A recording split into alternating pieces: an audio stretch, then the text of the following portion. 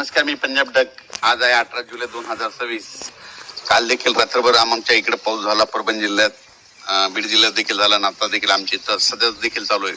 तर राज्यात आज 18 तारखेपासून आणखीन काय परिस्थिती राहणार आहे, तर आज 18 जुलैपासून राज्यातला आणखीन आज दुपारनंतर म्हणजे काही काही ठिकाणी दुपार 3च्या नंतर पुन्हा आणखी पावसाचा जोर वाढत जाणार आहे, म्हणून हा अंदाज लक्षात यायचा. खास करून तुम्हाला एक सांगू इच्छितो की सोलापूर जिल्हा, बीड जिल्हा, लातूर जिल्हा, धाराशिव जिल्हा, सांगली जिल्हा, त्याच्यानंतर सांगलीमध्ये आटपाडी, पंढरपूर, सांगोला या परिसरामध्ये काय झालं, पाऊस कमी होता. पण ह्या जिल्ह्यातले सर्व शेतकऱ्याला सांगू इच्छितो, तुम्ही घाबरू नका. आणखीन जवळपास 4-5 दिवस 25 तारखेपर्यंत म्हणजे यात्रेपर्यंत, पंढरपूरच्या यात्रेपर्यंत चांगला जोराचा पाऊस पडणार आहे. म्हणून धाराशिव जिल्हा, लातूर जिल्हा, बीड जिल्हा, त्याच्यानंतर सोलापूर जिल्हा, सांगली जिल्हा, त्याच्यानंतर आटपाडी, सांगोला त्या परिसरातील शेतकऱ्यांना अंदाज लक्षात यायचा. बारामतीकडे देखील चांगला पाऊस पडणार आहे, कोकणकडे देखील चांगला पडणार आहे, म्हणून हा अंदाज त्या शेतकऱ्यांनी देखील लक्षात यायचा. त्याच्यानंतर कोल्हापूरकडे देखील जोराचा पाऊस आज सुरू होणार आहे, म्हणून कोल्हापूरच्या शेतकऱ्यांना अंदाज लक्षात यायचा. साताऱ्याकडे देखील मुसळधार पाऊस पडत, कोल्हापूरकडे देखील पश्चिमेकडे मुसळधार पडणार आहे, म्हणून हे लक्षात. म्हणजे सांगायचं झालं तर रत्नागिरीपासून तर पालघर पर्यंत संपूर्ण घाटमाथ्यावर आजपासून जवळपास 5 दिवस चांगला जोराचा पाऊस पडणार आहे, म्हणून अंदाज लक्षात. पुण्याकडे देखील आज जोरात पावसाला सुरुवात होणार आहे.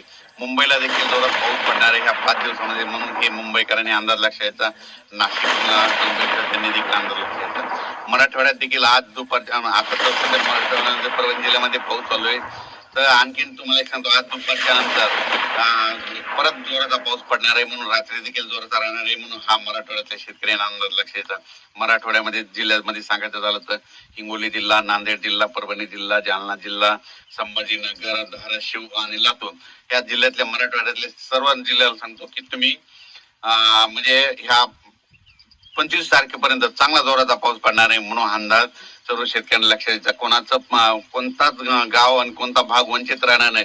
दररोज पाऊस पडणार आहे, फक्त वेगवेगळा भाग कव्हर करीत राहणार आहे, म्हणून अंदाज मराठवाड्यातल्या शेतकऱ्यांना लक्षात द्यायचा. विदर्भ 6-5-11 जिल्ह्यामध्ये वर्धा जिल्हा झालं, नागपूर जिल्हा झालं, पन्हाळा जिल्हा झालं, यवतमाळ झालं, तर अकोला, अमरावती, बुलढाणा तिकडे देखील त्या 11 जिल्ह्यामध्ये गडचिरोली, चंद्रपूर तिकडे देखील म्हणजे आज 18 पासून पावसाचा जोर वाढत जाणार आहे, तर 25 तारखेपर्यंत दररोज वेगवेगळ्या भागात चांगला जोराचा पाऊस पडणार आहे, म्हणून हा अंदाज त्यांनी देखील लक्षात येतं.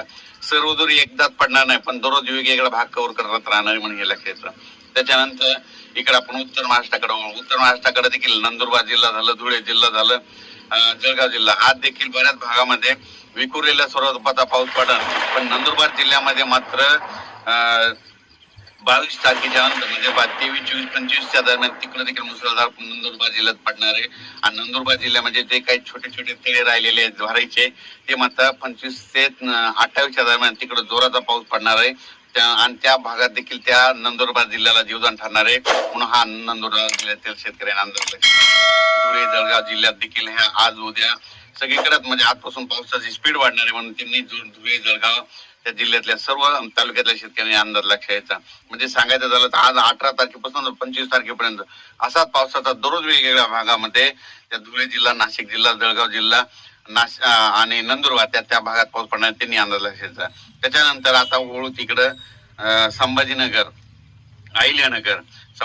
अहिल्यानगर आणि ह्या जिल्ह्यातल्या शेतकऱ्याला सांगू, आज दुपारच्या नंतर खूप ठिकाणी बऱ्याच भागावर मोठ्या प्रमाणात जोराचा पाऊस पडणार आहे. काही ठिकाणी उडी नाले वाहणारे पडणार आहे.